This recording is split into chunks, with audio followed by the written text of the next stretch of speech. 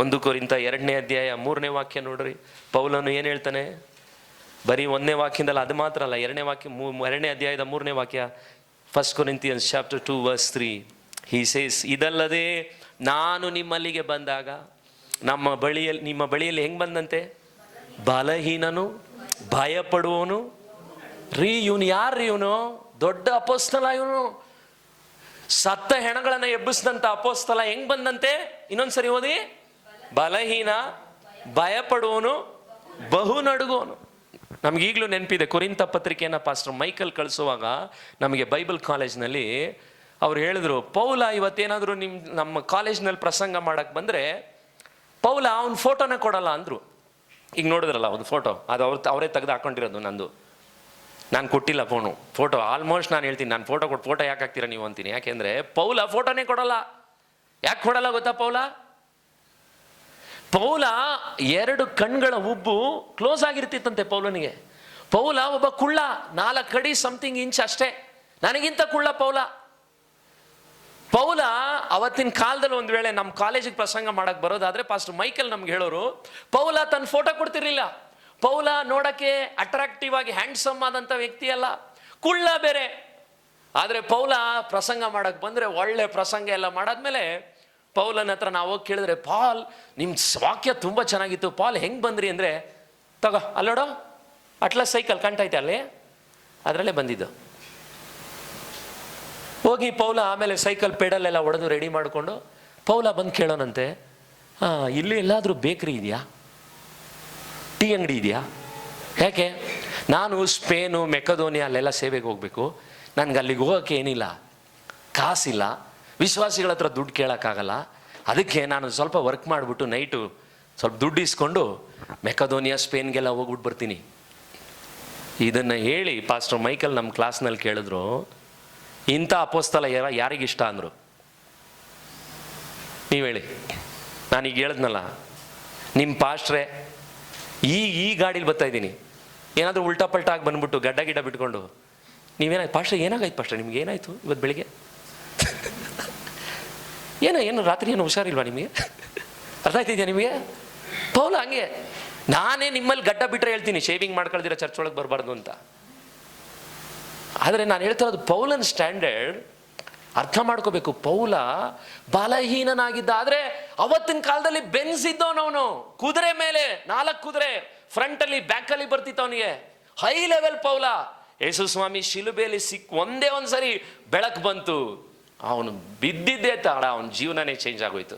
ನಿಮಗೆ ಗೊತ್ತಾ, ಈ ಕೊರಿಂಥ ಪತ್ರಿಕೆ ಅವನು ಬರೆಯುವಾಗ ಪೌಲ ಹೆಂಗೆ ಬಂದ ಅಂತ, ಬಲಹೀನನು, ನಡುಗುವವನು ಬಂದ ಅಂದರೆ, ಅಪೊಸ್ತಲರ ಕೃತ್ಯ ನೀವು ಓದಿದ್ರೆ ನಿಮ್ಗೆ ಅದು ಗೊತ್ತಾಗುತ್ತೆ. 16ನೇ ಅಧ್ಯಾಯಕ್ಕೆ ಬನ್ನಿರಿ. ಅಪೊಸ್ತಲರ ಕೃತ್ಯ 16ನೇ ಅಧ್ಯಾಯದಲ್ಲಿ ಪೌಲನ ಎಲ್ಲಿಗೆ ಹಾಕಿದ್ದಾರೆ ಗೊತ್ತಾ? ಸೆರೆಮನೆಗೆ ಹಾಕಿದ್ದಾರೆ. 25ನೇ ವಾಕ್ಯದಲ್ಲಿ ಪೌಲನು 16 ಪ್ರಾರ್ಥನೆ ಮಾಡುವವನಾಗಿ ಸೆರೆಮನೆಯಲ್ಲಿ ಏನು ಮಾಡಿದ್ನು? ಹಾಡಾಡಿದ್ನು. ಅವತ್ತು ಅವನಿಗೆ ಗಾಯ ಆಗಿತ್ತು. 33ನೇ ವಾಕ್ಯ ಹೇಳುತ್ತೆ, ಅವನನ್ನು ಕರ್ಕೊಂಡು ಹೋಗಿ ಅವರಿಗೆ ಏನು ಮಾಡಿದ್ರು? ಗಾಯ ತೊಳೆದ್ರು. 17ನೇ ಅಧ್ಯಾಯ ಅಪೊಸ್ತಲರ ಕೃತ್ಯ ಚಾಪ್ಟರ್ 17 verse 5, ಯಹೂದ್ಯರು ಹೊಟ್ಟೆ ಕಿಚ್ಚುಪಟ್ಟು ಅವನನ್ನು ಏನು ಮಾಡಿದ್ರಂತೆ? ಗುಂಪು ಕೂಡಿಸಿ ಗದ್ದಲ ಎಬ್ಬಿಸಿ ಯಾಸೋನನ ಮನೆಯ ಮೇಲೆ ಬಿದ್ದರು. ಪೌಲನಿಗೆ ಅವತ್ತೇನು ಮಾಡಿದ್ರು? ಹಿಂಸೆ ಕೊಟ್ಟರು.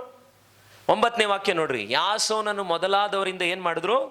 ಹೊಣೆ ತೆಗೆದುಕೊಂಡ್ರು. ಇನ್ನೊಂದ್ಸರಿ ಪೌಲ ಏನಾದರೂ ನಿಮ್ಮ ಮನೆಗೆ ಬಂದರೆ ನಿನ್ನನ್ನು ಸೀಸ್ ಮಾಡ್ತೀವಿ ಅಂದರು. ನಿಮಗೆ ಈ ವಾಕ್ಯಗಳನ್ನ ತೋರಿಸ್ತಾ ಇದ್ದೀನಿ. ಪೌಲ ಕೊರಿಂಥಕ್ಕೆ ಬಂದಾಗ ನೋಡ್ರಿ, ಒಂದು ಕಡೆ ಗಾಯ ಆಗಿದೆ, ಒಂದು ಕಡೆ ಅವನನ್ನು ಬೈದಿದ್ದಾರೆ. ನೆಕ್ಸ್ಟ್ ನೀವು ನೋಡಿದ್ರೆ 13ನೇ ವಾಕ್ಯ ಅನ್ಕೊಳ್ತೀನಿ, ಥೆಸಲೋನಿಕದ ಯಹೂದ್ಯರಿಗೆ ತಿಳಿದು ಬಂದಾಗ ಅವರು ಅಲ್ಲಿಗೂ ಬಂದು ಜನರ ಗುಂಪುಗಳನ್ನು ರೇಗಿಸಿ ಏನು ಮಾಡಿ, ಇದೆಲ್ಲ ಆಯಿತು.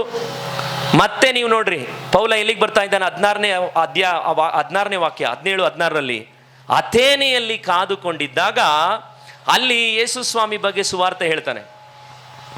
18ನೇ ವಾಕ್ಯದಲ್ಲಿ ಹೇಳ್ತಾನೆ, ಅವನ ಸಂಗಡ ಅವರು ಚರ್ಚೆ ಮಾಡಿದ್ರು. ಅವರಲ್ಲಿ ಕೆಲವರು ಈ ಮಾತಾಳಿ ಏನು ಹೇಳ್ಬೇಕೆಂದಿದ್ದಾನೆ ಅಂದರು. ಇವನೇನು ಮಾತಾಡಕ್ಕೆ ಬಂದ? ಇವನು ಮಾತಾಳಿ ಬಡ ಬಡ ಬಡ ಬಡ ಅಂತ ಬಡ್ಕೊಂತಾನಲ್ಲ. ಮಾತಾಳಿ ಅಂದರೆ ಇಂಗ್ಲೀಷ್ನಲ್ಲಿ ವುಡ್ ಪೆಕ್ಕರ್ ಅಂದರು.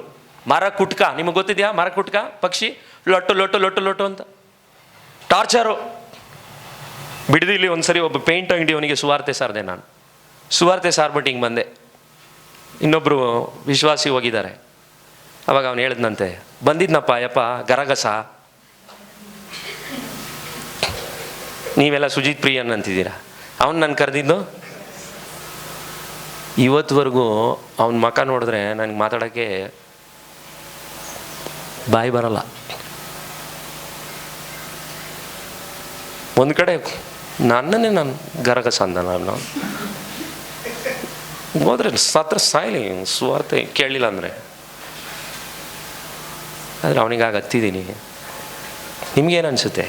ಪೌಲನ್ನ ನಂಗೆ ಕರೆದ್ರೆ ಸುವಾರ್ತೆ ನೋಡ್ರಿ, ಒಂದು ಕಡೆ ಗಾಯ, ಒಂದು ಕಡೆ ಊರಲ್ಲಿ ಹಿಂಸೆ ಹೊಡೆದಿದ್ದಾರೆ, ಇನ್ನೊಂದು ಕಡೆ ಹೋದರೆ ಮರ ಕುಟ್ಕೊಂಡಿದ್ದಾರೆ. ಇಷ್ಟೆಲ್ಲ ಅಪೋಸ್ತಲ ಅನುಭವಿಸ್ಬಿಟ್ಟು ಈ ವಾಕ್ಯ ನಿಮಗೆ ಗೊತ್ತಾಗ್ಬೇಕು ಮಕ್ಕಳೇ. ಪೌಲನ್ ನನಗೆ ಲೈಫಲ್ಲೇ ತುಂಬ ಇಷ್ಟ ಅಂದರೆ ಬೈಬಲಲ್ಲಿ ಪೌಲೇ. ಅದರಲ್ಲಿ ಒಂದು ಕಾಲು ಬೆರಳು ಸೇವೆ ಮಾಡ್ತೀನಿ ನನಗೆ ಗೊತ್ತಿಲ್ಲ. ಇಷ್ಟೆಲ್ಲ ಆದಮೇಲೆ 18ನೇ ಅಧ್ಯಾಯಕ್ಕೆ ಬನ್ನಿರಿ. ಇದಾದ ಮೇಲೆ ಪೌಲನು ಅಥೇನೆಯನ್ನು ಬಿಟ್ಟು ಎಲ್ಲಿಗೆ ಹೋದನಂತೆ? ಕೊರಿಂತಕ್ಕೆ ಬಂದು.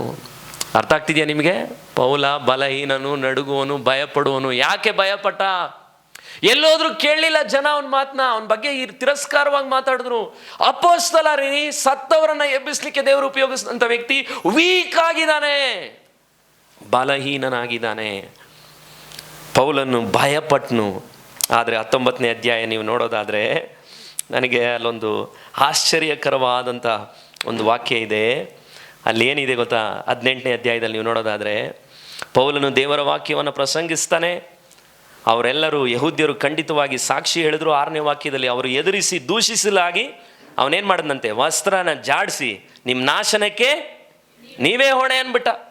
ಆದರೆ 8ನೇ ವಾಕ್ಯದಲ್ಲಿ ಕೊರಿಂತದವರಲ್ಲಿ ಅನೇಕರು ಕೇಳಿ ಏನು ಮಾಡಿದಂತೆ? ನಂಬಿ ದೀಕ್ಷಾ ಸ್ನಾನ ಮಾಡಿಕೊಂಡ್ರು. ಹಲ್ಲೆಲೂಯ! ಗರಗಸ ಹತ್ರ ದೀಕ್ಷಾ ಸ್ನಾನ ಮಾಡ್ಕೊಂಡ್ರು. ಆಮೇಲೆ ಹೇಳಲ್ಲ ನೀವು? ಹಲ್ಲೆಲೂಯ! ಗರಗಸ ಮಾತನ್ನ ಕೇಳ್ತಾನೆ ಯೂಟ್ಯೂಬಲ್ಲಿ. ಗರಗಸ, ನಿನ್ಗೆ ಗರಗಸ, ನಾನು ರಕ್ಷಣೆ ಹೊಂದ್ತಾರೆ, ನನಗೆ ನಂಬಿಕೆ ಇದೆ. ಯಾಕಂದ್ರೆ ಭಯಪಟ್ಟಂತ ಪೌಲ ಅವತ್ತು ಅವನ್ನ ಧೈರ್ಯ ಪಡಿಸಿದ್ದು ಯಾರು ಗೊತ್ತಾ? ಆ ಊರು ಬಿಟ್ಟು ಹೋಗ್ಬಿಡೋಣ ಅನ್ಕೊಂಡ. ನಾವು ಕೂಡ ಅನೇಕ ಸರಿ, ನಾನು ನಿಮ್ಗೆ ಹೇಳ್ತೀನಿ ಕೇಳಿ, ಒಂದೊಂದು ದಿವಸ ಭಾಳ ಧೈರ್ಯಶಾಲಿಯಾಗಿರ್ತೀವಿ. ಆದರೆ the child of god is always week next day. ದೇವರ ಮಗು ಬೆಳಿಗ್ಗೆ ಅದು ಧೈರ್ಯಶಾಲಿ ಥರ ಇರ್ಬೋದು, ಆದರೆ ರಾತ್ರಿ ನಡ್ಕ ಬಂದ್ಬಿಡುತ್ತೆ. ಒಂದೊಂದ್ಸರಿ ನಮಗೂ ಭಯ ಬರುತ್ತೆ, ಬಲು ನಡುಗ್ತೀವಿ. ನಮ್ಮ ಲೈಫ್ನ ಹೆಂಗೆ ಎದುರಿಸ್ಬೇಕು ಅಂತ ನಮಗೂ ಚಾಲೆಂಜಸ್ ಬರುತ್ತೆ. ಆದರೆ ದೇವರೇನು ಹೇಳಿದ್ನು 9ನೇ ವಾಕ್ಯದಲ್ಲಿ? ರಾತ್ರಿ ಕಾಲದಲ್ಲಿ ಪೌಲನಿಗೆ ದರ್ಶನ ಕೊಟ್ಟು ಕರ್ತನು ಏನು ಹೇಳಿದ್ನಂತೆ? ನೀನು ಹೆದರಬೇಡ, ಸುಮ್ಮನೆ ಇರದೆ ನೀನು ಮಾತಾಡ್ತಲೇ ಇರು. ದೇವ್ರೇನು ಹೇಳ್ದ ಗೊತ್ತಾ? ಏನಂತ? ಮರ ಕುಟ್ಕ್ತಾನೆ ಇರು ಅಂದರು ದೇವರು. ಹಲ್ಲೆಲೂಯ! ಯಾಕೆ ಹೇಳ್ತಿದ್ದೀನಿ ಅಂದರೆ, ಈ ರೀತಿ ಬಲಹೀನನು. ಎರಡನೇದಾಗಿ ನಾನು ನಿಮ್ಗೆ ಹೇಳುವಂಥ ಅಂಶ, ನೀವು ಬಲಹೀನನಾಗಿದ್ದರೆ ನಿಮಗೆ ಎರಡನೇದಾಗಿ ಏನಿರಬಾರ್ದು ಅಂದರೆ, ಬಲಹೀನನಿಗೆ, ಸಾರಿ ಆ ಪದ ತಪ್ಪಾಗಿದೆ, ಬಂಡು ಧೈರ್ಯ ಇರಬಾರ್ದು. ಏನಿರಬಾರ್ದು? ಬಂಡು ಧೈರ್ಯ ಇರಬಾರ್ದು. ನಮ್ಮೂರಲ್ಲಿ ಹೇಳ್ತಾರಲ್ಲ, ಧೈರ್ಯ ಇರಬೇಕು, ಏನಿರಬಾರ್ದು? ಬಂಡು ಧೈರ್ಯ ಇರಬಾರ್ದು. ನಮಗೆಲ್ಲ ಧೈರ್ಯ ಹೆಂಗಿದೆ ಅಂದರೆ, ಬಿದ್ದರೂ ಮೀಸೆ ಮಣ್ಣಾಗಲ್ಲ. ನಾವು ಬಿದ್ದರೂ ಏನಾಗಲ್ಲ. ನಾನು ಕಾಲೇಜ್ನಲ್ಲಿ ಈಗಲೂ ಒಂದು ಸರಿ ನೆನಪಿದೆ, ಚಾಪಲಲ್ಲಿ ಎಲ್ಲರೂ ಹುಡುಗರು ಎಲ್ಲ ಕೂತಿದ್ರು. ದಿಢೀರಂತ ಒಳಗೆ ಬಂದೆ, ಯಾವನೊಬ್ಬ ಫ್ರೆಂಡು ಚೇರ್ ಎತ್ಬಿಟ್ಟ. ಚೇರ್ ಎತ್ತದ ನೋಡಿ, ಅಷ್ಟು ಜನ, 100-150 ಜನ ಸ್ಟೂಡೆಂಟ್ಸ್ ಮಧ್ಯೆ ಹಂಗೆ ಬಿದ್ದಾಗ ಎಲ್ಲರೂ ನೋಡ್ರಿ, ನಿಮಗೆ ಹೆಂಗೆ ಅನಿಸ್ತಾ ಇದೆ?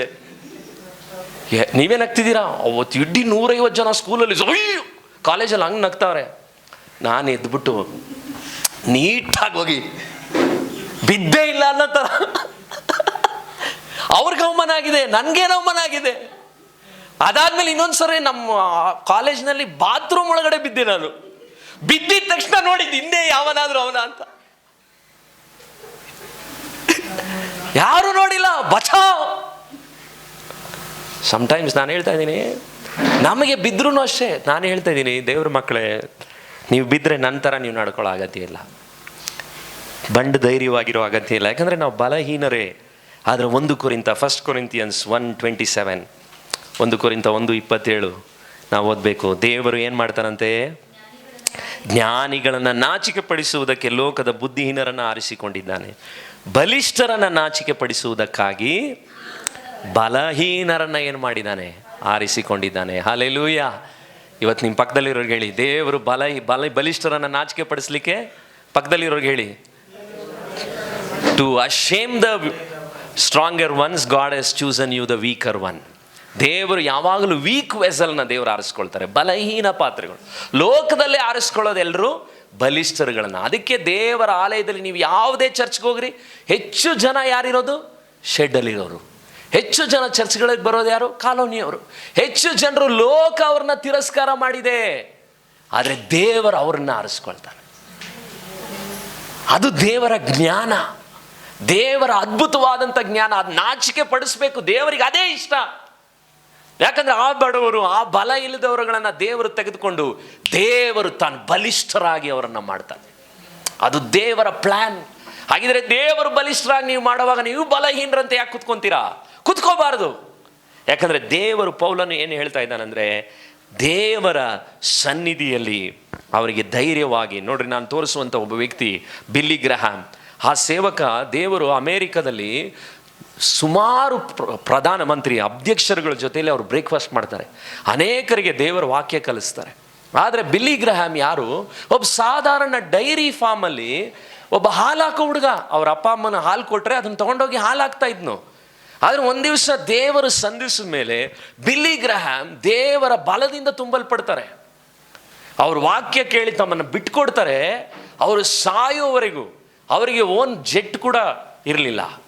ಭಾಳಷ್ಟು ಜನ ಹೇಳಿದ್ರು, ಅವತ್ತಿನ ಕಾಲದಲ್ಲಿ ಅಮೇರಿಕಾದಲ್ಲಿ ಅವರಿಗೆ ಫ್ಲೈಟ್ಗಳು ಕೊಡೋರು, ಅವರು ಸ್ವಂತ ಫ್ಲೈಟ್ ತೊಗೊಳ್ಳೋಷ್ಟು ದುಡ್ಡಿತ್ತು ಅವ್ರಿಗೆ.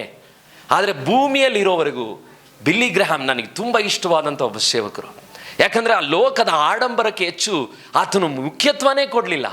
ಸಾಯೋ ದಿನಗಳಲ್ಲೂ ಆತನ ಗುಡ್ಡದ ಮೇಲೆ ಇದ್ದಂಥ ಒಂದು ಸಣ್ಣ ಸ್ವಂತ ಮನೆಯಲ್ಲಿ ಬದುಕಿದ್ನು ಆತ.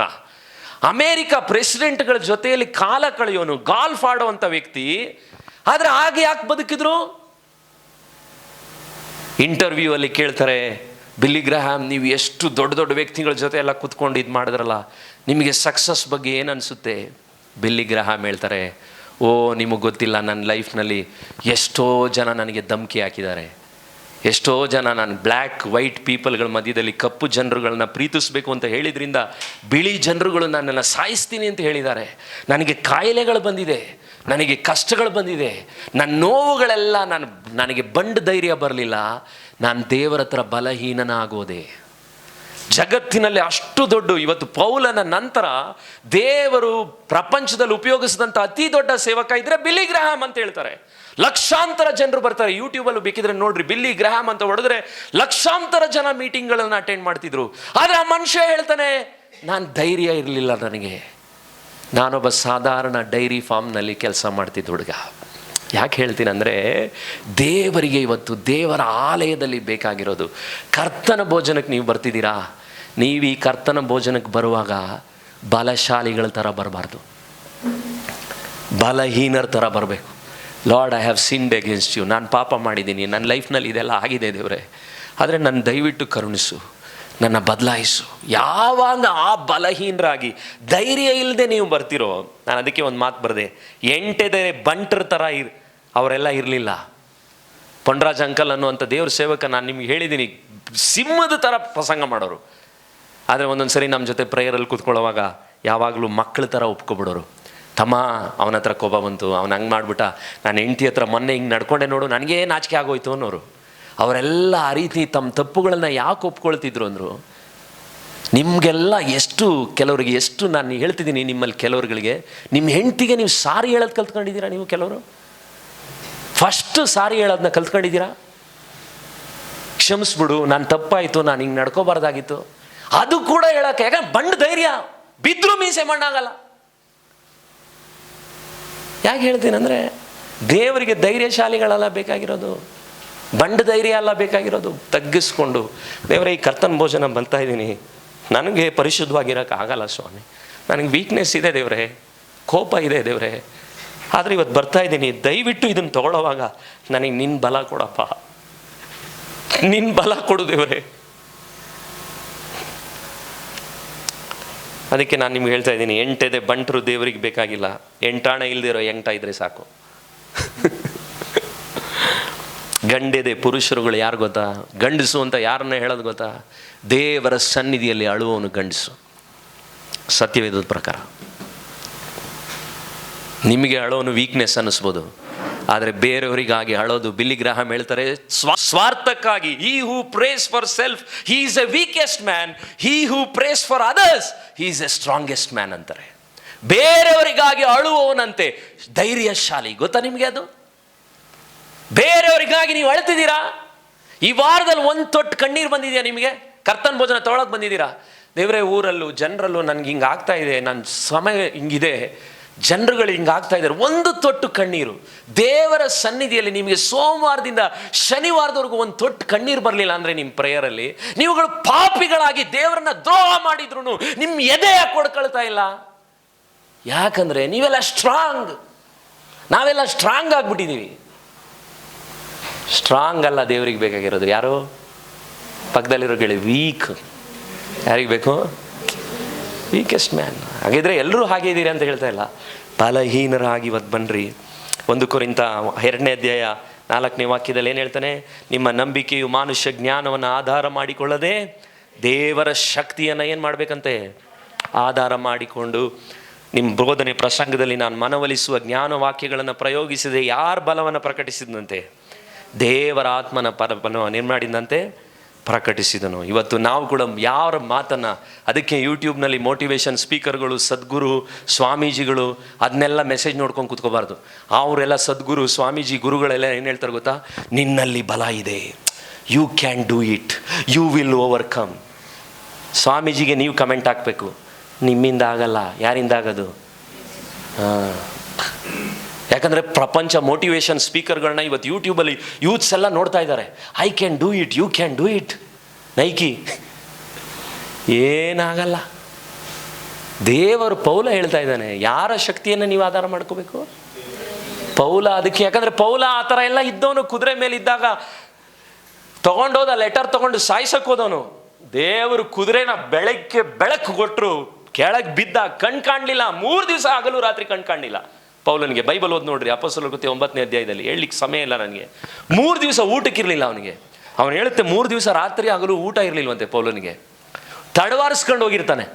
ಎಲ್ಲಿದೆ ಅನನೀಯನ ಮನೆ? ಅನನೀಯ ಎಲ್ಲಪ್ಪ? ಯಾವ ಬೀದಿಲಿದ್ದಾನಪ್ಪ ಅನನೀಯ?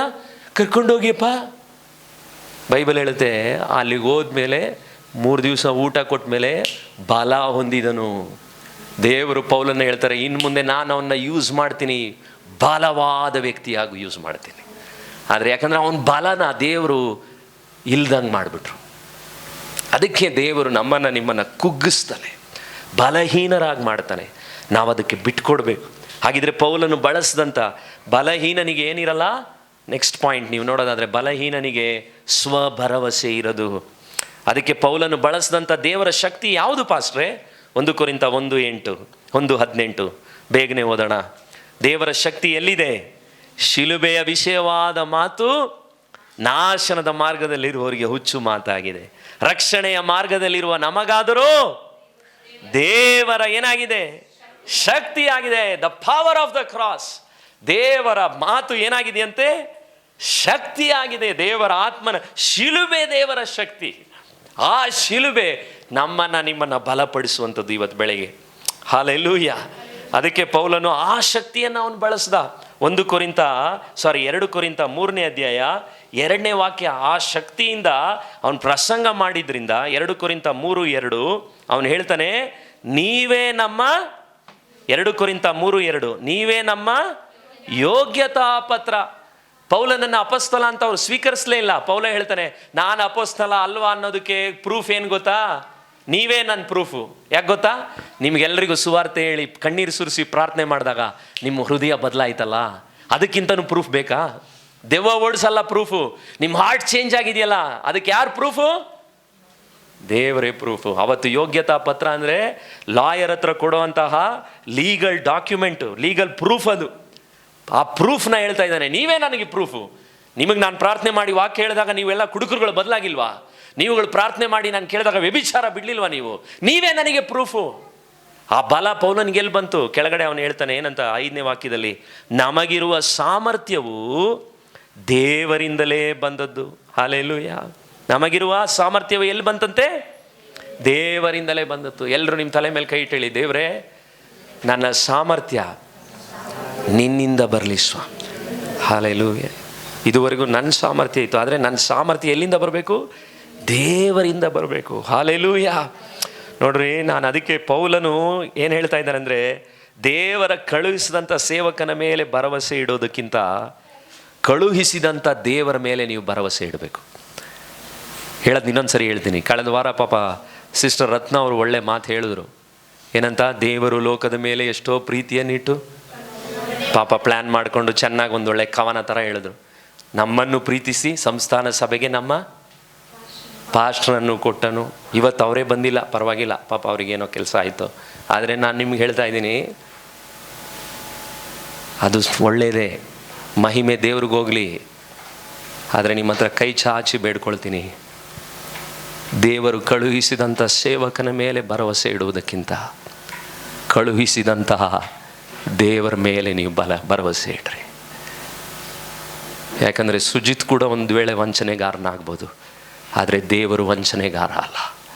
ದೇವರು ಬಲಶಾಲಿ, ದೇವರು ಅದ್ಭುತನು, ದೇವರು ಒಳ್ಳೆಯವನು. ದೇವರು ನಿಮಗೆ ಪ್ರತಿ ವಾರ ಅದ್ಭುತಗಳನ್ನು ಮಾಡ್ತಾನೆ. ನಿಮ್ಮ ಕಣ್ಗಳು ದೇವರ ಮೇಲೆ ಇರಲಿ ಅನ್ನೋದು ನನ್ನ ಬಯಕೆ. ಅದಕ್ಕೆ ನಾನು ಪ್ರೀತಿಯಿಂದ ನಿಮ್ಗೆ ಹೇಳ್ತಾ ಇದ್ದೀನಿ, ಯಾಕೆ ನೀವು ಈ ಮೋಡದ ಸಾಲುಗಳು ಬುಕ್ಕನ್ನು ಓದಬೇಕು? ಮೋಡದ ಸಾಲುಗಳು ಬುಕ್ಕನ್ನು ನೀವು ಓದಬೇಕು. ಕಾರಣ, ಇಲ್ಲೊಬ್ಬ ವ್ಯಕ್ತಿ ಇದ್ದಾನೆ, ಸ್ಯಾಮ್ಯುಯಲ್ ಚಾದ್ವಿಕ್ ಅಂತ. ಅವನು ಹೇಳ್ತಾನೆ, ಅವನೇ ಹೇಳಿದ ಮಾತು, ಪ್ರಸಂಗಕ್ಕೆ ನನಗೆ ಕಾಣಿಕೆ ಕೊಡಲಿಲ್ಲ ಅಂದರು, ನಾನೇ ಪ್ರಸಂಗಕ್ಕೆ ಕಾಣಿಕೆ ಕೊಟ್ಟು ಪ್ರಸಂಗ ಪಡ್ತೀನಿ. ಅವನೇನು ಹೇಳ್ತಾನೆ ಗೊತ್ತಾ? ಅವನು ಒಂದು ದಿವಸ ಅವನಿಗೆ ಪ್ರಸಂಗ ಮಾಡ್ತಾನೆ, ಎಷ್ಟೋ ಪ್ರಸಂಗಗಳು ಮಾಡ್ತಾನೆ. ದೇವರು ಹೇಳ್ತಾರೆ, ನಿನ್ನ ಪ್ರಸಂಗಗಳನ್ನೆಲ್ಲ ತೆಗೆದು ಬೆಂಕಿಲಾಕಿ ಸುಟ್ಟಾಕು ಅಂದರು. ಅವನ ಎಲ್ಲ ಮೆಸೇಜ್ ಪೇಪರ್ಗಳನ್ನ ಸುಟ್ಟಾಕ್ದ. ದೇವರ ಹತ್ರ ಆತ್ಕೊಂಡು ಪವಿತ್ರಾತ್ಮನಿಂದ ತುಂಬಲ್ಪಟ್ಟ. ಇವತ್ತು ಸ್ಯಾಮ್ಯುಯಲ್ ಚಾದ್ವಿಕ್ ಪ್ರೇಯರ್ ಮಾಡಿದರೆ ನೀವುಗಳು ಪ್ರೇಯರ್ ಮಾಡಬೇಕು. ಯಾಕೆ ಗೊತ್ತಾ? ಸ್ಯಾಮ್ಯುಯಲ್ ಚಾದ್ವಿಕ್ ಈ ಪೇಪರ್ನಲ್ಲಿ ಏನು ಹೇಳ್ತಾನೆ ಗೊತ್ತಾ? ನಾನು ನಿಮಗೆ ತೋರಿಸ್ಲೇಬೇಕು. ಸ್ಯಾಮ್ಯುಯಲ್ ಚಾದ್ವಿಕ್ ಹೇಳ್ತಾನೆ, ಊಟದ ಸಮಯ ಕಡಿಮೆ ಇತ್ತು, ಮನೆ ಸಣ್ಣದಾಗಿತ್ತು, ಕುಟುಂಬ ದೊಡ್ಡದಾಗಿತ್ತು, ಆದರೂ ನಾನು ಪ್ರಾರ್ಥನೆ ಮಾಡಿದೆ ಅಂತಾನೆ. ಏನಂತೆ? ಲಂಚ್ ಟೈಮ್ ಕಡಿಮೆ ಇತ್ತು, ಮನೆ ಸಣ್ಣದಾಗಿತ್ತು, ಮನೆಯವರು ಜಾಸ್ತಿ ಇದ್ರು, ಆದರೂ ನಾನೇನು ಮಾಡಿದೆ? ಪ್ರಾರ್ಥನೆ ಮಾಡಿದೆ. ಚಾದ್ವಿಕ್ ಯಾಕೆ ನನಗೆ ತುಂಬ ಇಷ್ಟ ಅಂದರೆ, ಅವನು ಒಂದು ಭಾನುವಾರ ಸಂಡೇ ಮುಗಿದ ಮೇಲೆ ಅವನ ಚರ್ಚ್ ಬೀದಿಲಿ ಕೆಲವರು ದೇವರಿಲ್ಲ ಅಂತ ಪ್ರಸಂಗ ಮಾಡೋರಂತೆ. ಏತಿಸ್ಟ್ಗಳು ಅವರು, ದೇವರಿಲ್ಲ ಅಂತ. ಅವ್ರು ಆ ರೀತಿ ಒಂದು ದಿವಸ ಪ್ರಸಂಗ ಮಾಡ್ತಾ ಇದ್ದಾಗ ಪ್ರತಿ ವಾರ ಸ್ಯಾಮ್ಯುಯಲ್ ಚಾದ್ವಿಕ್ ಹೋಗಿ ಸ್ಯಾಮ್ಯುಯಲ್ ಚಾದ್ವಿಕ್ ಏನು ಮಾಡೋನಂತೆ, ಅವರ ಪ್ರಸಂಗಗಳನ್ನು ಕೇಳೋನಂತೆ. ಅವ್ರ ಮಾತುಗಳನ್ನೆಲ್ಲ ಕೇಳಿಬಿಟ್ಟು ಒಂದು ದಿವಸ ಹೇಳಿದಂತೆ, ಎಷ್ಟೋ ವಾರ ನಿಮ್ಮ ಮೆಸೇಜ್ ಕೇಳಕ್ಕೆ ಬಂದಿದ್ದೀನಿ, ಒಂದು ಭಾನುವಾರ ನನ್ನ ಸಂಡೇ ನನ್ನ ಚರ್ಚಿಗೆ ಬನ್ನಿ ಅಂದಂತೆ. ಎಲ್ಲ ದೇವರನ್ನು ನಂಬದೇ ಇರೋರು 13 ಜನ ಒಂದು ದಿವಸ ಬೆಳಿಗ್ಗೆ ಚರ್ಚ್ ಹತ್ರ ಹೋದ್ರಂತೆ. ಅವತ್ತು ಅವನು ಪ್ರಸಂಗ ಮಾಡ್ತಾ ಇದ್ದಾನೆ. ಆ ಟೀಮ್ ಲೀಡರ್ ಒಬ್ಬ ತಾನು ಪಾಪಿ ಅಂತ ಎದೆ ಹೊಡೆದು ಅಳಕ್ಕೆ ಸ್ಟಾರ್ಟ್ ಮಾಡಿಬಿಟ್ನಂತೆ. ಅವತ್ತು ಸ್ಟಾರ್ಟ್ ಆಗಿದ್ದು ದೇವರಿಲ್ಲ ಅನ್ನೋವಂಥ ಜನರುಗಳಲ್ಲಿ 13 ಜನನೂ ರಕ್ಷಣೆ ಹೊಂದ್ರಂತೆ. ಸ್ಯಾಮ್ಯುಯಲ್ ಯಾಕೆ ಈ ಪುಸ್ತಕ ಓದ್ಬೇಕು ಗೊತ್ತಾ? ಚಾದ್ವಿಕ್ ಪ್ರೇಯರ್ನ ನಾನು ಕಳೆದ 1 ತಿಂಗಳಿಂದ ಮಾಡ್ತಾ ಇದ್ದೀನಿ. ನೀವು ನನ್ನ ಜೊತೆ ಪ್ರೇಯರ್ ಮಾಡ್ಬೇಕು. ಏನಂತ ಹೇಳ್ತಾನೆ ಗೊತ್ತಾ? ದೇವರೇ ನನಗೆ ಲಾಜರನನ್ನು ಕೊಡುವಂತ ಪ್ರೇಯರ್ ಮಾಡೋಣಂತೆ. ಯಾಕಂದ್ರೆ ಲಾಜರ ಒಬ್ಬ ಸತ್ತಿ ಎದ್ದು ನಂಬಿದ್ದಕ್ಕೆ ಅವನ ಜೊತೆ ಎಲ್ಲೋ ಎಷ್ಟೋ ಜನ ನಂಬಿದ್ರಲ್ವಾ, ಅದೇ ರೀತಿ ನನ್ನ ಸೇವೆಯಲ್ಲಿ ಒಬ್ಬೊಬ್ಬ ಲಾಜರ್ನ ನೀನು ಕೊಡು ಅಂದ್ರಂತೆ. ಅವನು ಪ್ರೇಯರ್ ಮಾಡಿ, ಅವನ ಸಭೆಯವರು ಪ್ರೇಯರ್ ಮಾಡಿದ್ದಕ್ಕೆ ವರ್ಷದ ಒಳಗಡೆ ದೇವರು 12 ಲಾಜರ್ನ ಕೊಟ್ರಂತೆ.